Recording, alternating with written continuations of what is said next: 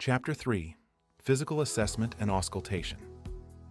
Visual inspection is always your first step before you even touch the patient. Check respiratory rate, chest excursion symmetry, and skin color. Look for cyanosis, which is a late sign of significant hypoxemia.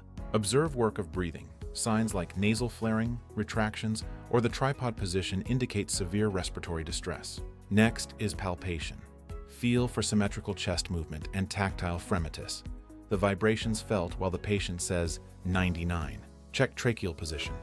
Deviation suggests a tension pneumothorax or atelectasis. Also feel for crepitus or air under the skin. Percussion helps assess tissue density. Resonant is normal, while dull sounds indicate fluid or solid tissue like consolidation or a tumor. Auscultation is critical. We listen for normal breath sounds like tracheal, bronchial, and the rustling vesicular sounds. Normal vesicular sounds have a 3-to-1 ratio. Inspiration is much longer than expiration. Listen over peripheral lung fields. Now, let's identify adventitious or abnormal sounds. These indicate specific pathology in the airway or the alveoli.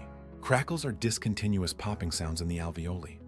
Raunchy are low-pitched snoring sounds caused by secretions in the large airways. Wheezes are high-pitched whistling sounds from narrowed airways. Stridor is a harsh, high-pitched sound indicating an upper airway obstruction.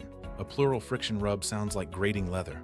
Absent sounds are an emergency, indicating a pneumothorax or mainstem intubation. Always reassess after hygiene therapy. Check if breath sounds have cleared, SpO2 has improved, or if the work of breathing has decreased. High-yield clinical pearl.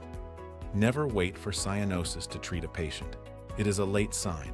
Trust your initial inspection signs first. Mastering physical assessment is the hallmark of a great therapist. Join me in Chapter 4 as we tackle orders and documentation.